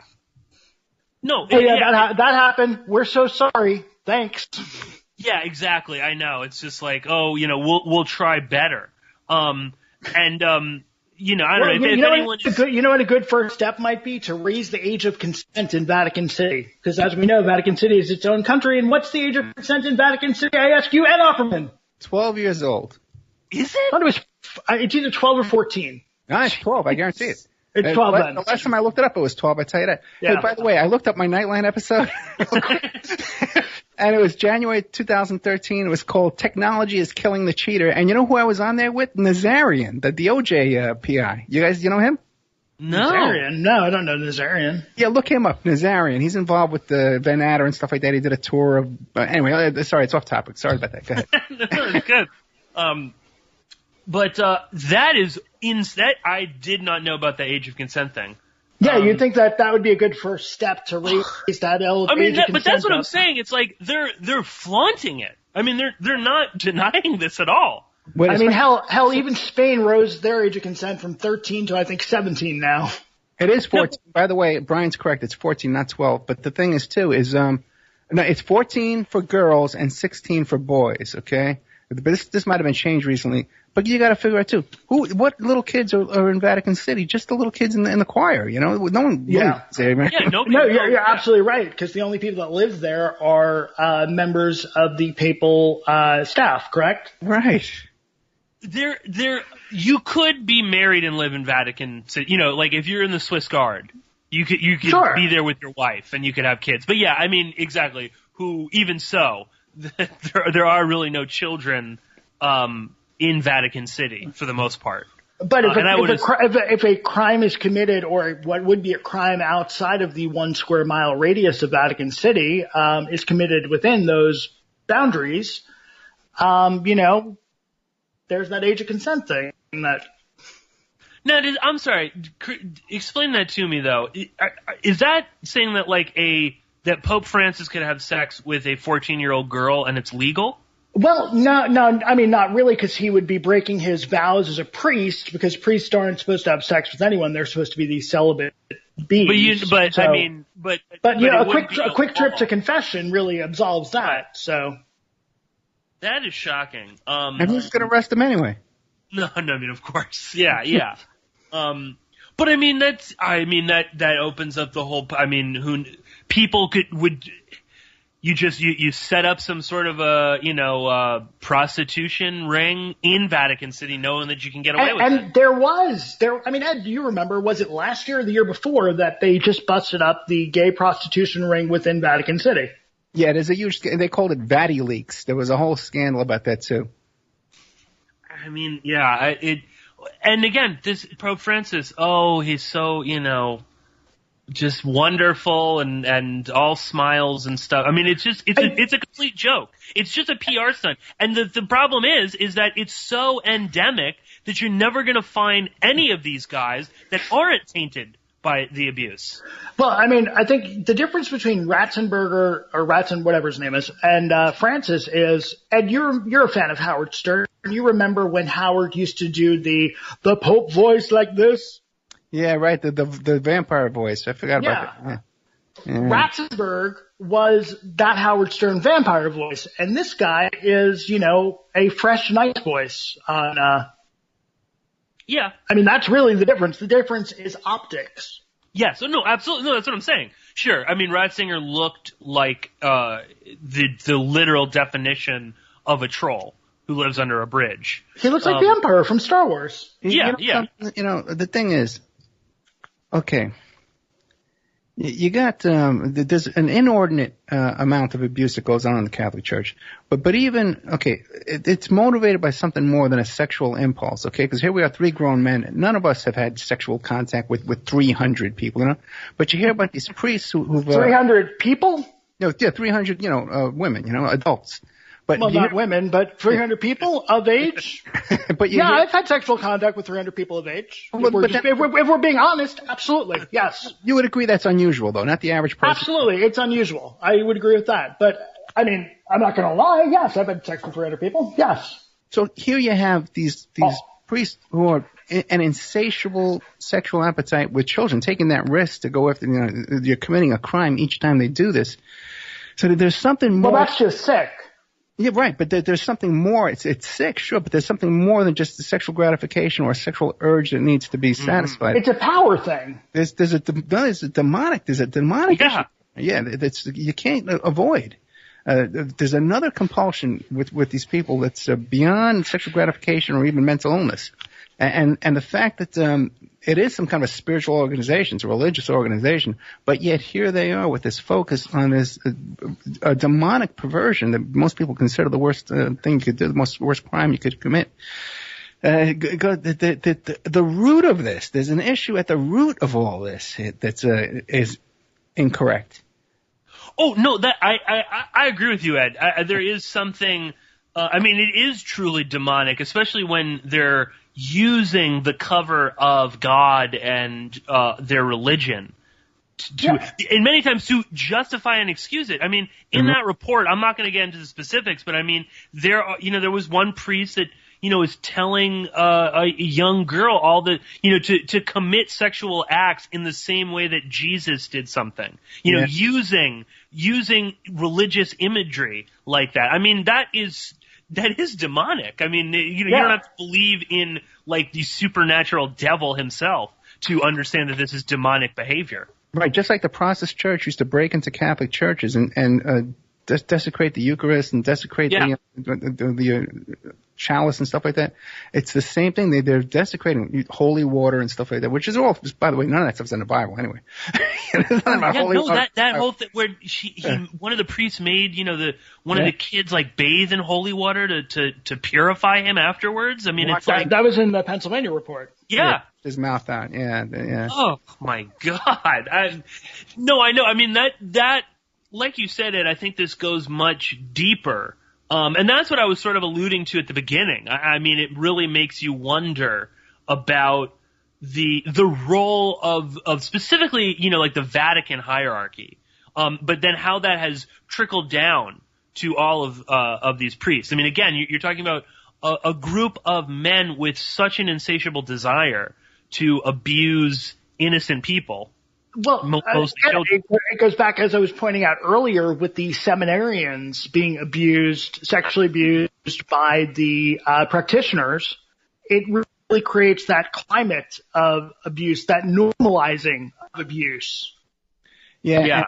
In Boston, in Massachusetts, the other scandal up there, it came out that in the seminaries that these young priests, in school to become a priest, would have like posters of Backstreet Boys and stuff like that and NSYNC on their walls and stuff like that. So it was a haven for men with an interest in little boys, young boys, Yeah. Oh, I mean, well, clearly, the word got out that if you are an abuser of children, this is a wonderful place for you to operate. And it really, I don't know. I know. I probably sound angry. I'm sure the listeners are telling me to calm down. But it's just no. They're still thinking I'm a slut. But it's like the fact that even the people that knew it was wrong were covering it up. I just don't understand where their minds were at. It's probably one of those things that, they feel that if they cover it up, then it doesn't reflect poorly on everyone. And if they are able to suppress it, much like they were trying to get their priests to suppress their sexual desires, that it just wouldn't be relevant. It wouldn't be an issue if they hide it. That's really what it comes down to. It was rather than take the hit and do a reform, it's better to hide it and pretend like it's not really an issue until it barrels out of control. Yeah. I mean, this is a question. I'll throw this to you, Ed, because you'd still go to church. Obviously not a Catholic church. But I mean, and I'll throw it to you. But I mean, do you think these sick priests and bishops and whatnot? I mean, do you think they were just like, I'll be fine when I go to heaven? I mean, it almost leads me to believe they did not believe in God, because there's no way that they could do this kind of stuff and truly think that they're going to get away with it. And I know you talked about this on your show recently, Edward. You were referencing this, and it is absolutely true. I don't care if you're an atheist, you don't believe there is no God, whatever. These guys, somebody is going to judge them in the next life. Yeah. There's no doubt about that. Yeah, and, you and I are going to be judged too as well. Yes, absolutely. Yeah, watch this. Yeah, that's it's such a fascinating topic, because there is this whole theory that no matter what you do, you can just ask for forgiveness, and you can continually sin, and just ask for forgiveness. But then again, too, people get so steeped in sin, where they're just consumed by it, that you lose all rational thought. You know what I mean? So whether you're a priest or not, you're just the guy out in the street. It really makes no difference. And you talk to people. I'm a Pentecostal Christian. Assemblies of God. I got saved in Assemblies of God, but you talk to people, in ministry their whole life, big churches, man, and you talk to them privately, and it says, I've questioned my faith, and I question his own, sitting up there waiting to go up and speak, and I question whether this is all real or not, so it's, what are you going to do? And it's just, so do they think they're going to get away with this and go to heaven? Some of them do. Some of them are just up there faking it, just doing it. It's a business. Right. It is a business, Yeah, I've met many people just treat it like a business. We're visiting churches right now, me and Vic. We're going around visiting all different churches here locally. And we were at a church a couple of weeks ago that was so full of ego, with this guy who was like this musical guy and just all attention on himself, and so it had nothing to do with the repentance or grace, or nothing. It was all about drawing attention to himself and having a crowd listen to him play his guitar there. So you look at some of those big mega churches. I mean, all they see are dollar signs. The Bieber Church, that Bieber Church is very fishy. Oh, Justin Bieber? Yeah, Justin Bieber, the church that he goes to with that guy from Australia, who's actually, if we want to talk about sexual abuse, there's a guy with a long history of sexual abuse. The guy's father that founded that church, Hillsong Church, where Justin Bieber goes, is said to be a cult with a long history of sexual abuse, that the founder was a convicted pedophile. I didn't even know Justin Bieber went to church. So, Pierce, where have you been? Justin Bieber goes to Hillsong Church in the state of New Jersey. And it's one of those hip churches that they have a service in Brooklyn, they have a service in New York City, that it's very culty. Yeah. No, I just Googled it. It does look interesting. It's equally disturbing. Maybe John Lennon was right. Imagine there's no country and no religion too. No, I mean, obviously, I think the deeper sort of theological questions are fascinating, but it really does make me believe that these guys, they don't believe in anything other than their own sick desires. Because, I think I agree with you, Ed. I think some of them think, oh, well, I'll be fine, I'll, worst case, I'll buy an indulgence or something like that from, Francis on my deathbed or whatever, I'll be absolved because ultimately I did all these other great things. But, some of them, they just, these like soulless monsters who really, they can't possibly believe in God, because to believe in a God in the sense that they do, there's no way they're getting into heaven. It's just that you can't abuse that many people or cover up that much abuse and kind of get away with it at the last minute. It just doesn't work like that. Speaking of soulless monsters, how about that Michael Cohen? Yeah. What did he do? Breaking news. You not watch this? No. What's I'm just sitting in my room. I'm not even looking at Twitter. And now we go live to the scene. Our report from Ed Opperman. Take it away, Ed. Michael Cohen just cut a deal to he pled guilty. He wasn't even charged yet, so the negotiations were going on, and he cut the deal right now. Pled guilty to Manafort. Oh wait, they got a verdict too on the Manafort trial just came in too. But Cohen pled guilty pleaded guilty. I apologize to election irregularities. Bank fraud, tax fraud, and wire fraud. Yeah, there you go. Yeah, and also election fraud. So that's the one that would be naming Trump, and also something too. But that was what he knew about. So obviously he's been talking. There's a lot of talking going on with Cohen. Doesn't say he made a cooperation agreement, but he did make a plea deal. So obviously a lot of talking went on. What do you guys? We can change the subject up a little bit, try to end on something that's not quite as upsetting as the Catholic Church. But with Michael Cohen, the Manafort thing. What do you make of all? Is this about to end? Are we kind of reaching the conclusion of all of this, and we're going to just sort of see the kind of returning to normalcy with politics? Because I don't see this really going anywhere. And as much as I do believe there's something afoot, I don't think Manafort is a Russian agent. I mean, if you read some of those things, I mean, he was actually lobbying Ukraine to be more anti-Russian. And whatever Manafort did, I mean, so what? He's it's a drop in the bucket. And it is political. Because there's tons of Democratic Manaforts out there doing exactly what he did, and they're not going to jail. So I kind of feel for him. Oh, I feel for him for sure. I hate to see anybody go to prison the rest of their life, especially for white-collar crimes. And you're right, Podesta was partners in this stuff. Podesta was doing it right away. So there's that, but I definitely absolutely think that Trump will be charged with obstruction. He's doing really? He's obstructing right out in the open. And what's he obstructing? He's obstructing into the collusion investigation, so there has to be collusion as well.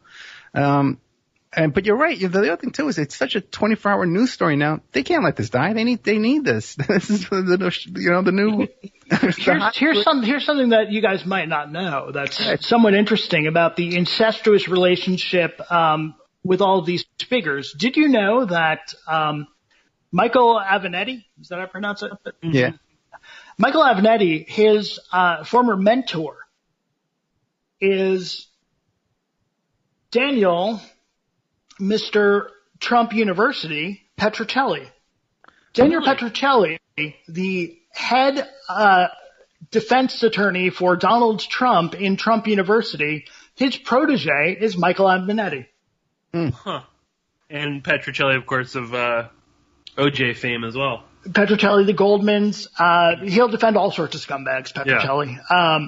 But isn't that interesting that the head defense attorney for Trump University, his protege is Michael Avenatti, the legal counsel for Stormy Daniels.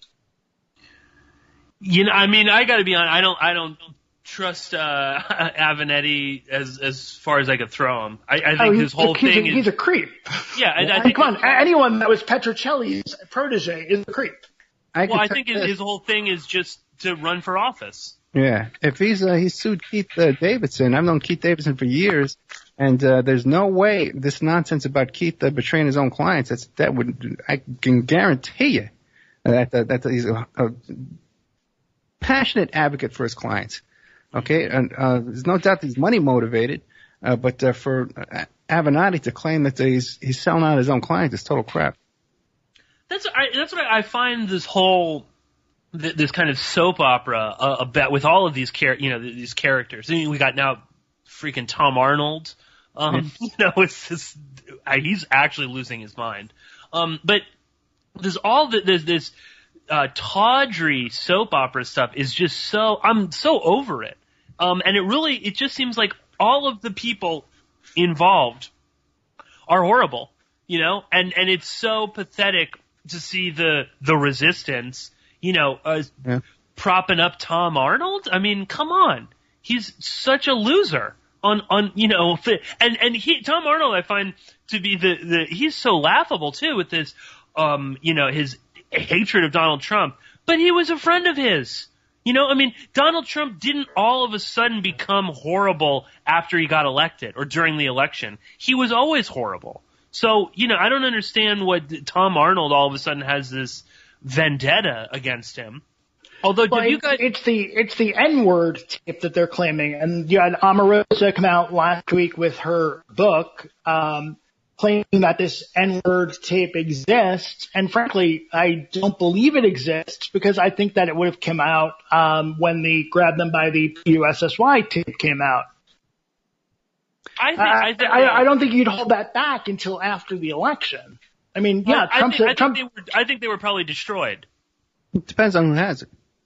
Yeah. Yeah. Or someone does have it locked away for a very rainy day. The bottom line is this, man. There is a stadium full of people who have blackmailed dirt on Donald Trump. Absolutely. Like it goes, and if you look at the whole story behind Stormy Daniels, her agent was Gina Rodriguez, who was my agent and my client too as well. I've known her, who was a porn star herself, by the way. Ed, did you have sex with Donald Trump and sign a non-disclosure agreement about it? Did he make you watch Shark Week, Ed? Did he make you watch Shark Week too? I did not, but I can tell you this, that while this negotiation was going on, Stormy Daniels' deal, blackmailing Trump was going on, Gina Rodriguez was producing and starring in Mama June, Honey Boo Boo's mother, Not for Hot. That's what they were up to. She was Octomom's agent. Okay? This is what they were doing when they weren't shaking down Trump. This is the other projects they had going on. So everybody got blackmail dirt on Trump, and the Russians have to have it too. They're the only ones who don't. Oh, that's like the whole. I know that the P tape thing is just people are over it, but I think it's probably the other way around. It's probably Trump pissing on prostitutes. That's probably how he gets it off. Well, there's no doubt that the P-gate thing, because there's 4 independent witnesses, and you can't come up with a story like that. The four separate people aren't going to come up with a story that wacky. You know what I mean? Right. Yeah. No, but I think if people just have it the other way around, because especially when you listen to the way he tweets about women and just his general behavior, and then if you look at the Katie Johnson lawsuit in New York, I mean he gets off on humiliating women and girls. So I think he probably loves to piss on prostitutes. I bet that seems more likely. I just interviewed Barbara Pilling, who was in that BBC documentary, Is Trump a Sex Pest? Oh, about the modeling stuff, right? Right. I interviewed both of those models. I interviewed the other one, Heather, too. I forget her last name. And Barbara Pilling, who was the one that was 16 years old. She gets mad. She's all pissed off at me right now because she was 16. Her modeling agency told people she was 17. When she met Trump, he thought she was 17, but he was hitting on her. And then she reported to me exclusively, it hasn't been reported anywhere else but the Opperman Report member section, that Trump, she met a girl, a 17-year-old Russian girl named Nadia in an apartment in New York City, and the girl was dating Trump. And then I sent you some private information about that too. It goes even further. So, that kind of corroborates the old Katie. I mean, Pierce, as well as I do, growing up in New York, we've always known that Trump is a philanderer, and he's got an awful personal life.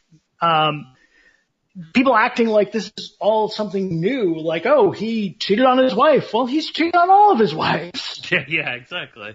What's the big deal? I'm no fan of Trump. I think he's a jackass, but all of these shocking stories, like a porn star and Trump. Well, what about the guy that was using a cigar as a dildo in the Oval Office on an intern?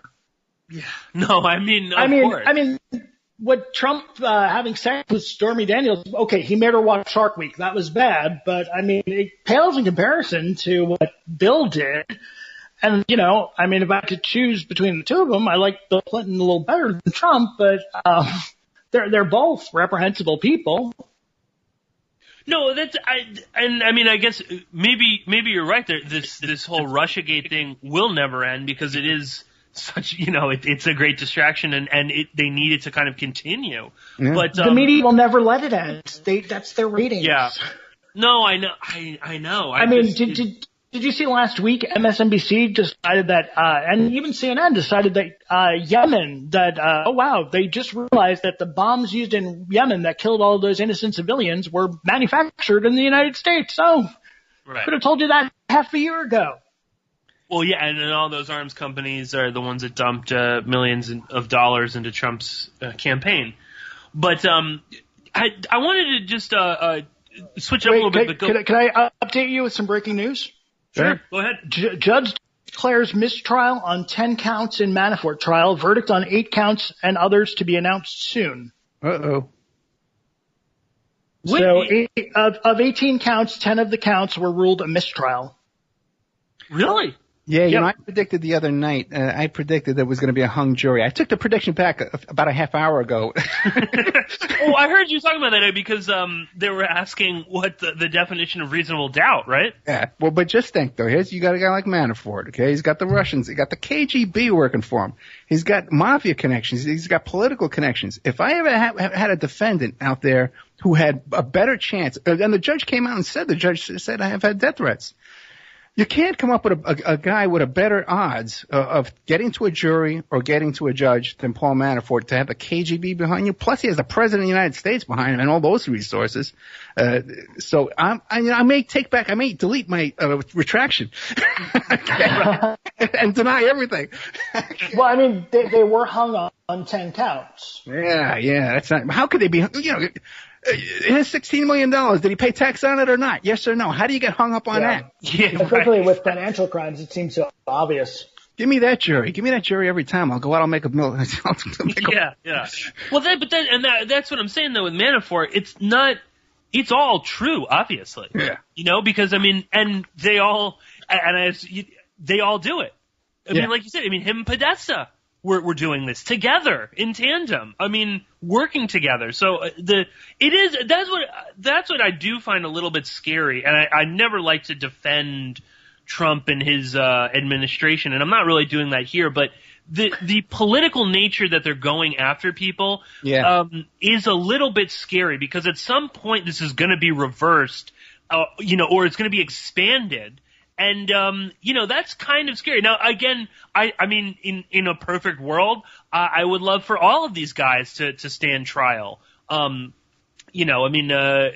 they're breaking the law, they're breaking the law. But, the way that it's being wielded right now is a little bit scary, and I think as much as I don't buy into this, secret QAnon deep state battle, there are factions within the government that are fighting one another on some level. And that's a little bit scary, especially, us, the little people, we're going to get caught in that crossfire as well. Apparently the jurors bought Michael Cohen's argument that he was chipping golf balls when those transactions were made. Very good.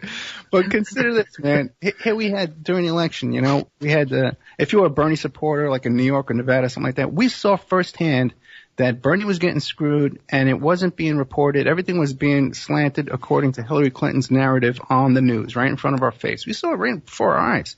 Even when there was all kind of shenanigans going on at the convention in Philadelphia, it wasn't even being reported on Fox News. So we know that the Clintons and their bunch can control the news. You can't deny it. They were controlling the news. Why did they stop? What's to say that they stopped? Obviously, they still have influence in all this reporting here that we're seeing here on this mainstream media. And what's the other side? This not QAnon nonsense stuff? QAnon. Anyone that believes QAnon is an idiot. I agree. Yeah, but there's definitely that's a financed operation. Like, that's not finance, but you know what I mean? It's a sponsored operation. For sure. It's curated by somebody. Right. It's not by accident. Oh, no, not at all. I mean, the weird thing about that, though, is that, the narrative on that has begun to spiral out of control of anybody. I mean, because now you've got these sort of like competing narratives within the QAnon community over who's, really a disinfo agent, who's not. It's oh wow, it took them long enough to figure out that anyone could post on 4chan or 8chan posing as Q. But that's interesting, seeing how that sort of but something you've talked about this many times before, Ed.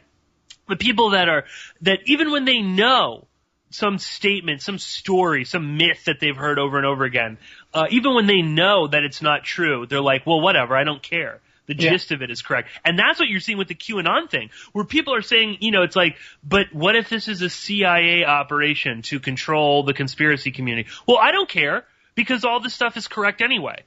It's like, so you don't care that you're being manipulated by, it doesn't even have to be that. It could be a foreign government. What if it's the Russians? What if it's MI6? What if it's ISIS? It could be anything. Could be manipulating these people, and they've completely just disregarded that. It's like, oh, whatever, I don't care, because ultimately this is all. Again, it's this like to plug Open Minds on Air. We talk about this, with a lot of conspiracy theories that people can get really kind of caught up in. It's also this the truth will be revealed. There is this moment. That's it's the same thing. People that predict on Tuesday the world is going to end. So gather all of your family together, on top of this mountain and wait for the apocalypse. Tuesday. Right? Yeah. And it doesn't happen, and then that only just reinforces their own resolve.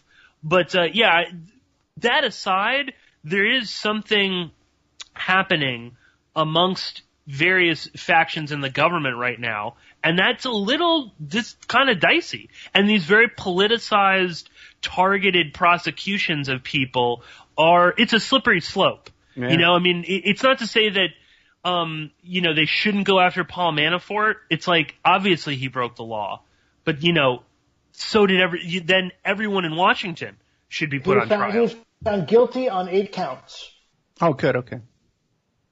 So that could still be many years in prison, right? Oh yeah. Well, he's got other charges too in Virginia. He's got right. There's another. Yeah. He's done. Forget the Paul Manafort. He's going to die in prison, which is unfortunate. I hate to see anybody die in prison. Right. But, especially with charges like this. But then again, he was defending all those torture guys. Back in his whole life. Yeah, it's sort of like live by the sword, die by the sword. Right. That's what I was going to say. You play, you got to pay. Yeah. Yeah. But if Manafort is going to die in prison, do we think that his former partner, business partner, Roger Stone, will be joining him in prison as well? Well, they'll probably get pardons, the whole slew of them. What does Trump got to lose at this point? You know what I mean? He's going down. He's going to go down shooting. I think Stone could be next. I think he is finally. I think his luck has run out. And it started running out a while ago, and that's why he's begun to act more and more erratic. And he has seemingly done everything wrong that he's laid out in his own playbook about how to handle scandals, how to deny all this stuff. I mean, he's had to walk back every statement he said. At times he's looking sloppy or drunk on air, which is not a good look. And I think he has also burned every bridge possible. I mean, it's like everyone is turning on Roger Stone, and he's so unlikable. I think he's going to get screwed. And I think the only thing that might save him is that he really knows the real serious dirt on Trump. And if push comes to shove, I would totally see him detonating some kind of a scandal bomb in order to get out of actually having to go to prison. See, that's interesting, because I've often wondered if things like this Omarosa claiming that there's the N-word tape are part of a staged rollout of distractions. I mean, her book is released at the same time that Manafort thing is going on, and then there was something else going on. Trump is. I tend to wonder how good he is at pulling the strings behind the scene as far as putting things out there and releasing them at the right time in order to distract. And I often wonder he's better at this game than we know, and if Stone obviously would be in cahoots with that. Yeah, I'll tell you this, these recordings that Omarosa has, these aren't amateur recordings just off a cell phone in somebody's pocket. I've heard millions of those recordings, or even when you have a cell phone in your hand on a table or whatever. I've heard all that kind of stuff. They sound good. Yeah, these are this is really quality stuff, man. Now she's saying she has videos too. You know how tough it is to stage a scene where you get video with good audio on top of it, So that could be a possibility that Omarosa is super deep secret agent, working for Trump, at this stage. Who the hell knows? But I suspect the whole thing, Omarosa from the very start, she got her in with Trump because she got hit in the head with a object on one of the construction sites, and that's what made her chummy with Trump, because she never sued him over that. And I believe that's interesting. Oh, you didn't notice yet? Go back to the old Apprentice. Those early Apprentice shows, man, there's a lot of stuff people got to take a look at. There's a lot of stuff in there. Trump makes his comment to this guy one time. It was really telling, where he says something about everything in life is chasing after women. You understand that, right? You understand that's what life is about, right? How did Liberace take that comment? Yeah, right. It's another, again, in that midst of all, of this, and I want to say, too, Ed, I liked your, theory on, Omarosa that, she got the job in the White House as basically hush money for the N-word tape. Yeah, she's been that all along, yeah. It could be a bluff, too. She could have been bluffing about this from the start.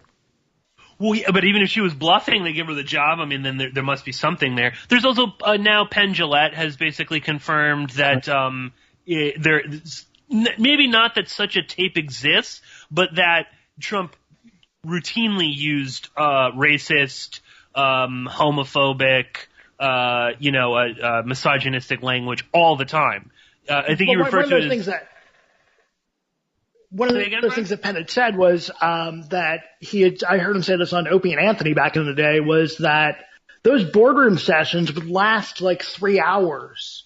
And Trump would just be rambling for most of those 3 hours about all different things. And as you said, Penn said that there was some, I don't necessarily know that he said language, but he said that there was some context, that was some words that were used that were not racist words, but in context, it made him uncomfortable. I think he described it in the Vulture article that quoted him as nails. Those 2-3 hours were nails on a chalkboard. Yeah. I do want to just throw out one more thing, because we're getting up towards the end of the show, and I did want to bring it up because I despise Tom Arnold, but he made a very weird comment in the Hollywood Reporter article where he was ranting that Mark Burnett released this infamous N-word tape. And I don't know if you saw this, Ed, but he said that he had evidence that Trump borrowed money from convicted sex offender and financier Jeffrey Epstein in 2008 because he was, quote, broke. Did you see that? I did not see that. But, Arnold has his own problems, his own issues, too. A lot of questionable stuff about his life as well. And he's friends with Arnold Schwarzenegger, too, So he was friends with Trump until he wasn't. Yeah, right, yeah. So who knows about that? Well, no, I only bring that up because that's such a weird, specific thing to say. And, of course, that was nowhere in, nobody talked about that in the article. Friend of the show, JP Satilli, sent it to me like, you got to read to the bottom. But that's a weird thing. And if that's true, that's even wilder, because that was when Epstein either went to jail or had just gone out of jail. And he's borrowing money.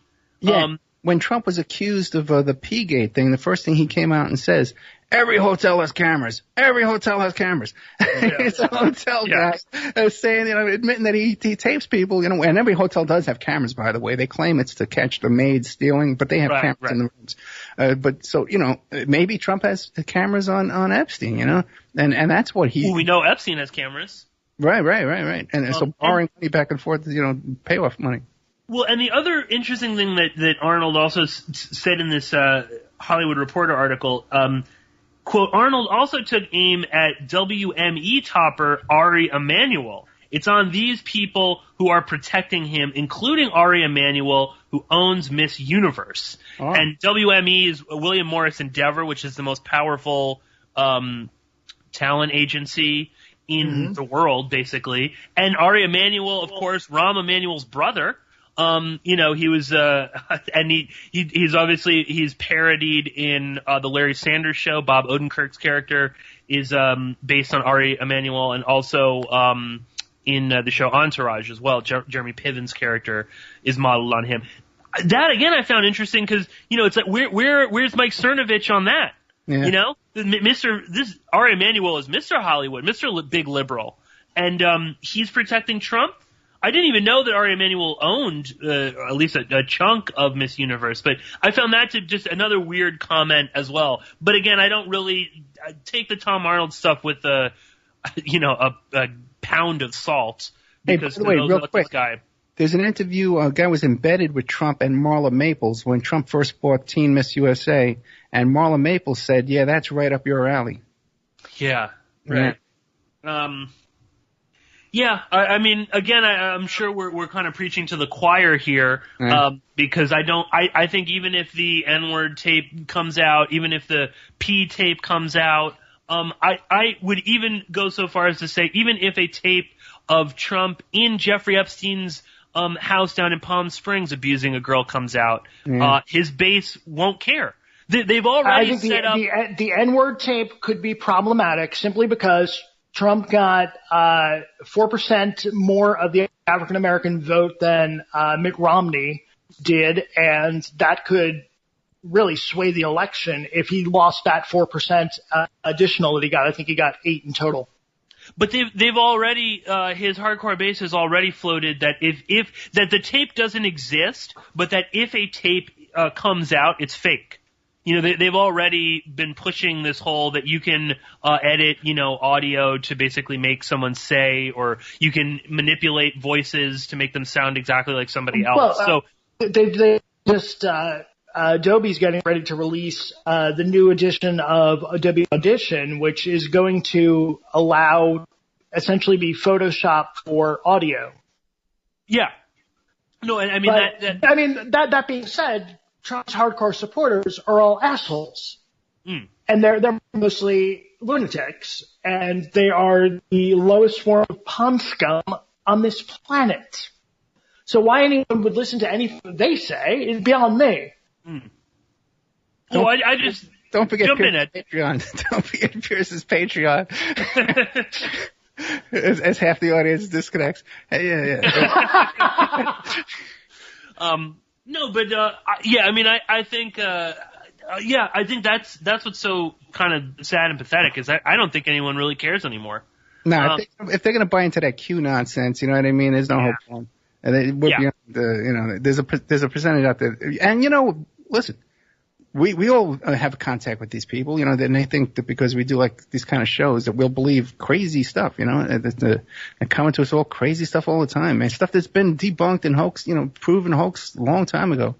But they just want to believe it, they just, once you believe a JFK happened and, well, and everything must be, we go after the most outlandish conspiracies out there.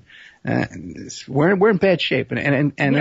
I found that I've really tuned out of most conspiracies with these QAnon people, and even like conspiracies that I thought were like big to-dos in the past. I basically tuned them out just because they've gotten so, in the last couple of years, would you guys agree that a lot of these conspiracy theories have just gotten so far out there that it's just like your eyes just glaze over and you're like, okay, moving on. Yeah, I've been saying for 4 years now since I started doing the show that you have to double down on your skepticism. Because after you start meeting these people and you just find out they're totally full of shit, what next? I know for a fact, I can rattle off a list of names. I could testify in court right now. I'll rattle off a list of names of people that are just 100% full of shit. And then then you find out, some people you really like, and you find out that they're kind of. I mean, a lot of it. I mean, that's really that the conspiracy is getting so far out there is really made me so adherent to this policy with like the OJ stuff I do, to, if I say something, I'm going to verify that with actual testimony or actual something that you can see that would make it legitimate and validate what I'm saying. I'm not just going to tell you something that, because I said so. No, I'm going to prove it to you. So as the conspiracy is getting more out there, I find myself in my own work needing to validate to the viewer or to the reader everything that I put out there, validate that point as being legit.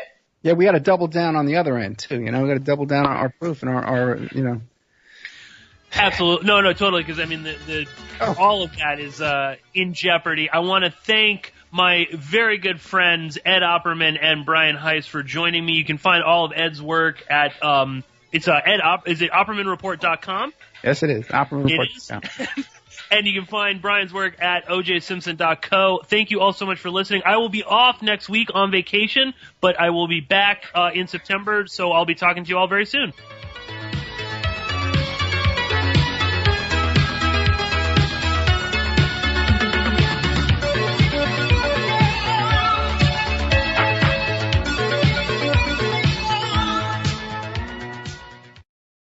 No rules, no taboo topics, no fear of doom, We are American Freedom Radio. Assassination. You know what's interesting about assassination? Well, not only does it change those popularity polls in a big hurry, but it's also interesting to notice who it is we assassinate. Do you ever notice who it is? Stop to think of who it is we kill. It's always people who've told us to live together in harmony and try to love one another. Jesus, Gandhi, Lincoln, John Kennedy, Bobby Kennedy, Martin Luther King, Medgar Evers, Malcolm X, John Lennon. They all said, try to live together peacefully. Bam! Right in the head. Apparently we're not ready for that. Yeah, that's difficult behavior for us. We're too busy sitting around trying to think up ways to kill each other. Here's one we came up with. It's efficient, too. Genocide, Killing large numbers of people simply because they don't look like you, they don't talk like you, and they don't have the same kind of hats you do. You ever notice that anytime you see two groups of people who really hate each other, chances are good they're wearing different kind of hats. Keep an eye on that. It might be important. When the weapons of mass destruction thing turned out not to be true, I expected the American people to rise up.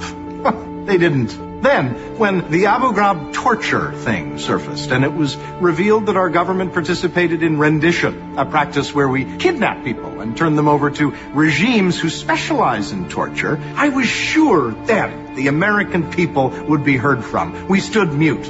Then came the news that we jailed thousands of so-called terrorist suspects, locked them up without the right to a trial or even the right to confront their accusers. Certainly, we would never stand for that. We did. And now it's been discovered the executive branch has been conducting massive, illegal, domestic surveillance on its own citizens. You and me. And I at least consoled myself that finally, the American people will have had enough. Evidently, we haven't. In fact, if the people of this country have spoken the messages, we're okay with it all. Torture, warrantless search and seizures, illegal wiretappings, prison without a fair trial, or any trial, war on false pretenses. We as a citizenry are apparently not offended. There are no demonstrations on college campuses. In fact, there's no clear indication that young people even seem to notice. The Secret Service can now declare free speech zones to contain, control, and in effect, criminalize protest. If you have on a supportive t-shirt, you can be there. If you're wearing or carrying something in protest, you can be removed. This in the United States of America. This in the United States of America. Every time somebody disagrees with how the government is running things, he or she is labeled un-American. The tragedy of our day is the climate of fear in which we live, and fear breeds repression. It's far easier to fight for principles than to live up to them.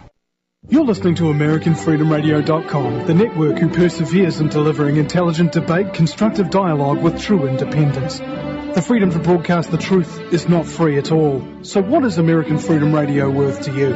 The empowering information with fun, honest and pure integrity behind it provides an example to follow, friendships to flourish, with the moral altruism that pulls no punches. The hosts sacrifice and show remarkable discipline in their duty to deliver quality radio in service to the community with strength, wisdom and loyalty. The founders of AFR wish to thank you personally for sharing your views and insights to make the best radio and alternative media. Now it's time for you to give something back and play a vital role in the future of America. Be as generous with us as we've been with you. Click on the donate banner at AmericanFreedomRadio.com or volunteer by emailing AmericanFreedomRadio@ymail.com. Vaccine, psychotropic drugs and artillery batteries not included. Launch sequence initiated. We're now in the approach phase. Everything looking good. Control is good. 5, roger, copy. 3, 2, 1. Okay.